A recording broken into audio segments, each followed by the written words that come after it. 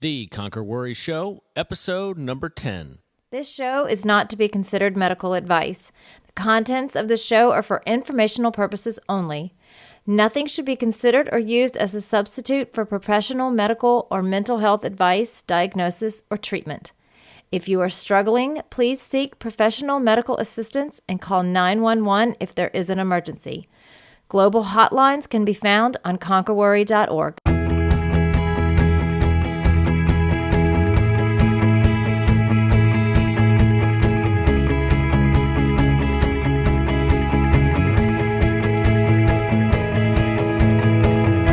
Welcome to the Conquer Worry Show, the show dedicated to creating awareness of the resources that are available for those who struggle with worry, anxiety, or depression. If you are struggling now, if you have struggled in the past, or if someone you love is struggling, this is the show for you.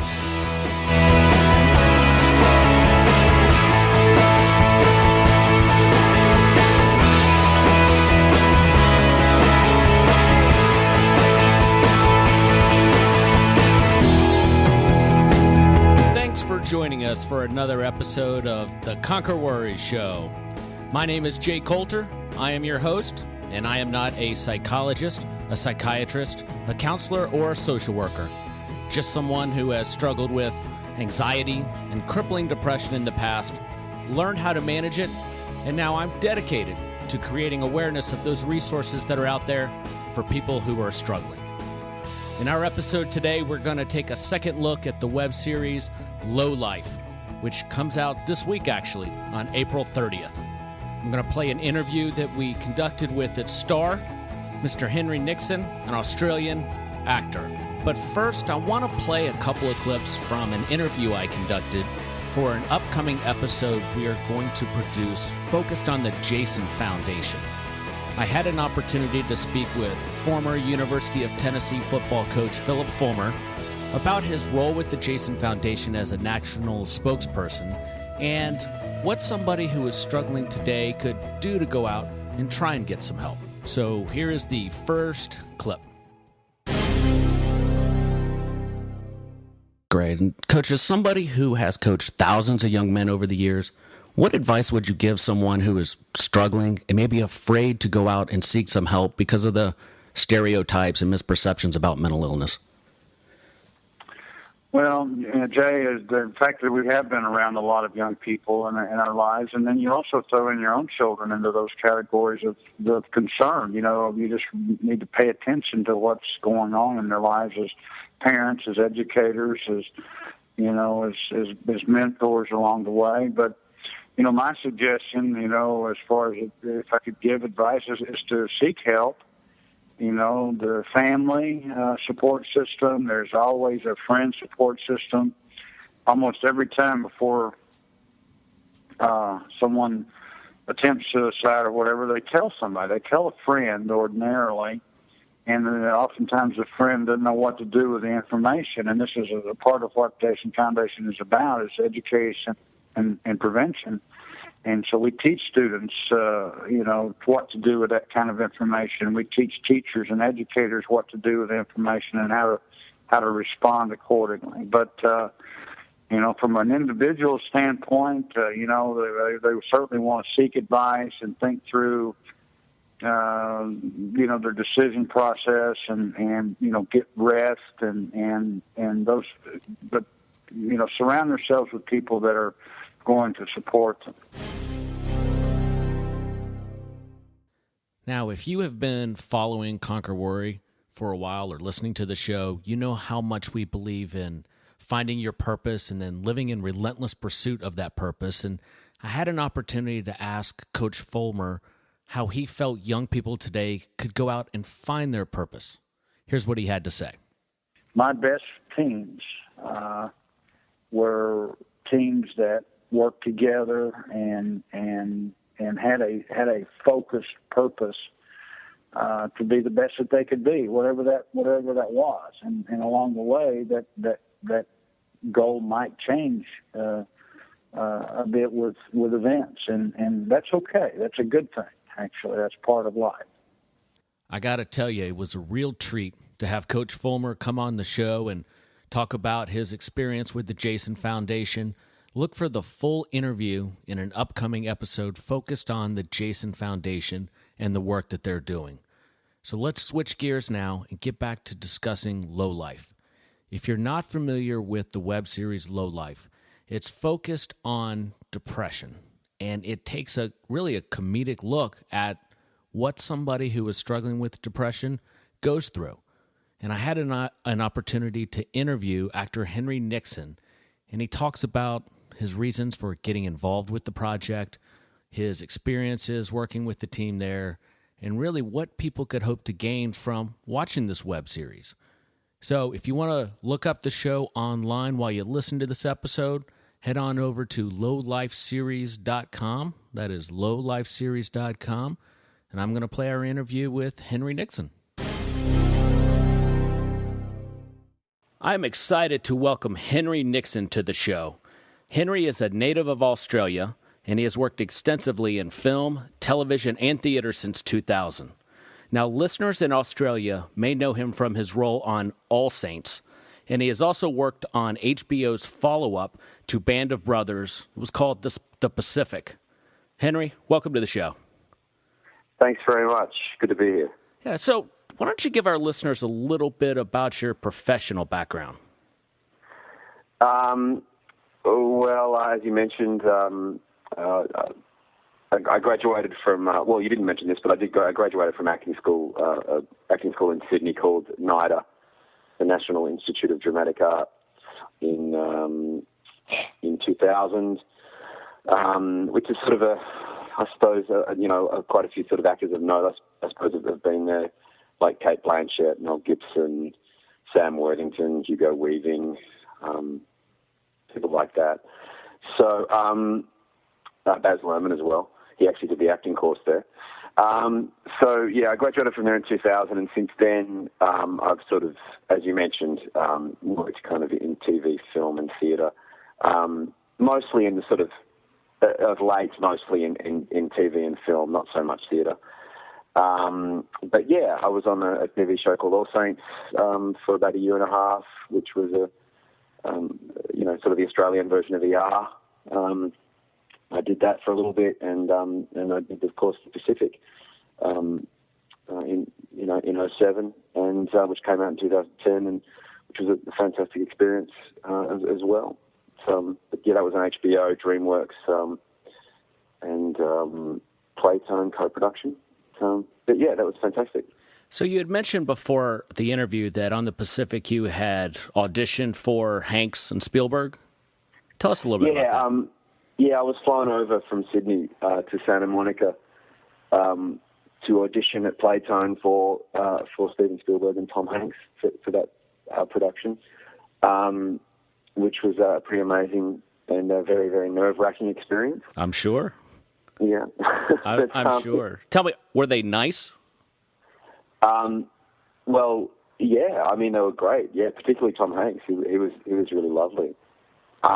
Steven Spielberg, on the other hand, I didn't really get to know him too. I didn't really sort of get too much of a beat on Steven Spielberg. Although,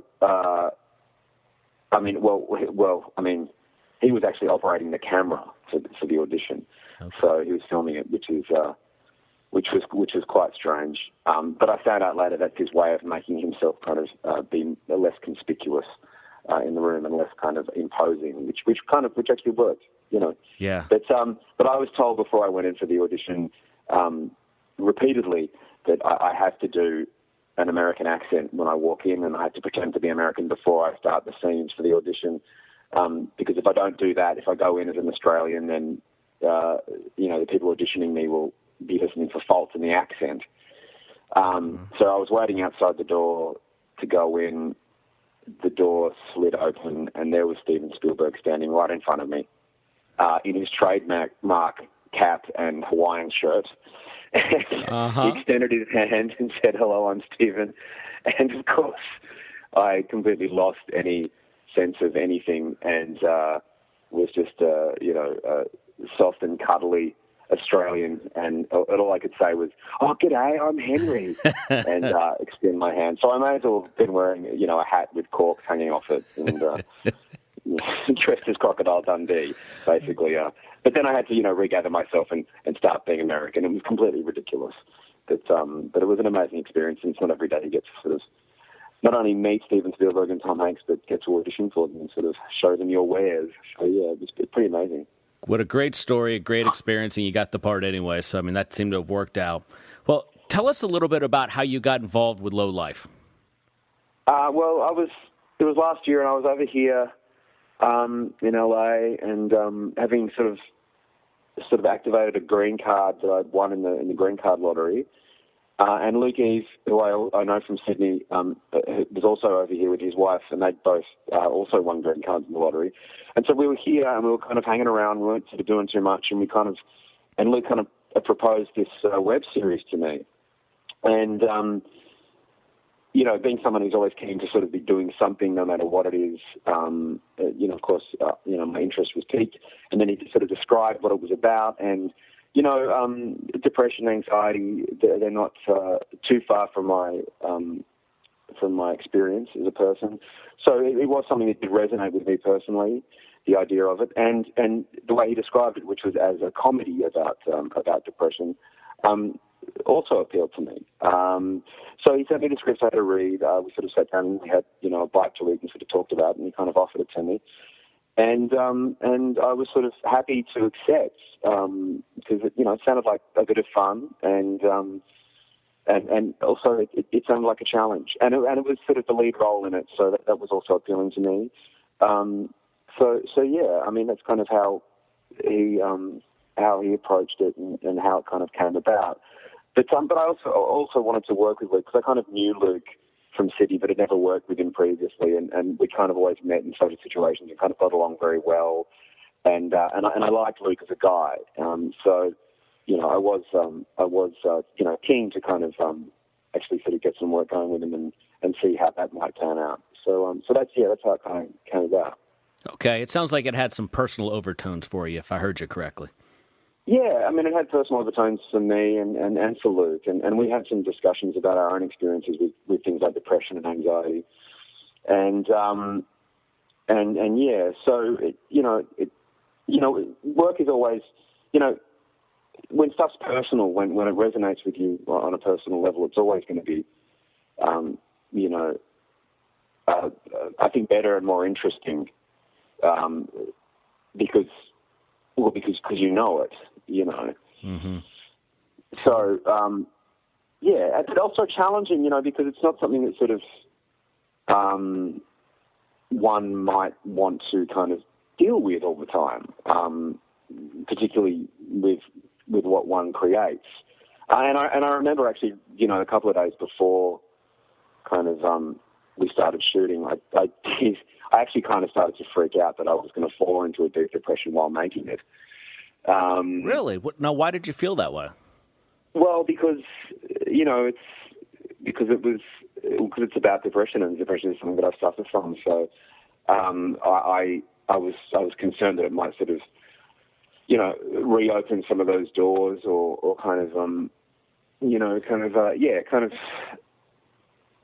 reopen some of those doors into some of those dark rooms that I try to kind of avoid. Yep. In various ways. Not that I think being depressed is necessarily like something that we should attach a stigma to. Of course, it's just something that exists. As Stephen Fry always says, mood is like weather; it just exists. It just is, and there's no point in denying it. It's just the way it is. And well, Henry, did it in any way trigger any type of relapse for you working on the project? No, it didn't actually. It was actually an incredibly therapeutic experience for me. And also, well, I mean, because, we were incredibly busy and we were doing stuff and we were making stuff, and it was very fulfilling to do it. And so getting up every day and doing it and making it happen, and feeling like, we had a purpose and we were doing something worthwhile and doing something that was good and dealing with something important. It was a very fulfilling experience, and it wasn't. We made it on a shoestring. We had no money. We weren't getting paid. No one was getting paid. We were just sort of making this thing, but that didn't matter. That was kind of an irrelevancy. What did matter was that we were doing something which made us feel like we were contributing. You know? No, hey, listen, I completely understand. And, not all rewards are financial. And don't get me wrong, I'm a capitalist. We like to make money. But sometimes the benefits you get from working on a project like this, or like what we do with Conquer Worry, just surpasses any other need for financial compensation. Yeah, of course. I mean, if your life's just going to be about chasing the dollar, then I think it's probably not going to be a very happy life. That's right. Yeah. Well, hey, without giving away too much about the web series, do you have a favorite scene that you could talk about? Yeah, I mean, it would sort of depend on the day that you ask me. I think there's a lot of great scenes in there. I guess off the top of my head, there was a scene which did resonate with me, and I know it certainly resonated with Luke, and it was kind of like an improvised scene, actually, because we found ourselves kind of lacking, finding sort of a gap that we needed to kind of fill. So we kind of came up with a scene on set, and I'm a big fan of improv, as you call it here, and we kind of nutted something together, just sort of a scene where my character had lost his keys and reacted in a sort of a rather, I suppose, from an outsider's perspective, over-the-top way. But it was sort of something that we sort of derived from an experience that Luke sort of described to me about going and buying an avocado and discovering the avocado wasn't ripe, and then kind of throwing the avocado at a wall and screaming. Because he really likes avocados and he really wanted an avocado, and the avocado wasn't giving him what he wanted. So, but of course, it was indicative of a larger frustration. It was sort of something that was a really, really good scene, I think. And we shot it in sort of one take, and it was kind of one of those things where it was sort of like, technique and emotion and storytelling all kind of come together. So it was the scene. Look out for it, in the web series if you watch it. It's a scene where I lose my keys and I can't find them, and then I find them. It's a scene between me and my on-screen girlfriend Claire Vandergloom. So that was probably my favorite scene. I think it turned out really well, and because we kind of sort of came up with it, and and it's one of those things. It's the great thing about making the show, is that we were sort of in a really kind of great creative spot. We were kind of firing on all cylinders, and it was a really great collaborative project, and we were able to kind of like sort of come up with stuff and make stuff kind of good and compelling and dynamic on the spot, because they were all kind of in the zone. So that was good. Okay. Well, hey, for somebody who's struggling with depression today, what could they gain from watching this series? Well, I mean, it's sort of a comedic, heartfelt look, although kind of not a bleak look, but it's a black comedy. So it's to some extent kind of like a black look, I suppose, at depression. But it's still, it is uplifting, I think. Well, I mean, and I guess it's kind of like my character kind of like is sort of pretty pragmatic about his approach to what he suffers, as I am. I mean, I'm not someone who's ever kind of sort of medicated myself for it. Although I have had plenty of opportunities, I've chosen kind of not to. I've chosen kind of to struggle on through it and be kind of pragmatic about it. And maybe that's my upbringing. I don't know. I mean, I was brought up by a nurse, and she was always someone who was always very pragmatic about everything. I mean, but I guess the kind of the message that I kind of got from it, and in my discussions with Luke before we did it, was that it's kind of the idea, I suppose, is that it's kind of like saying that it's actually okay, to be sad.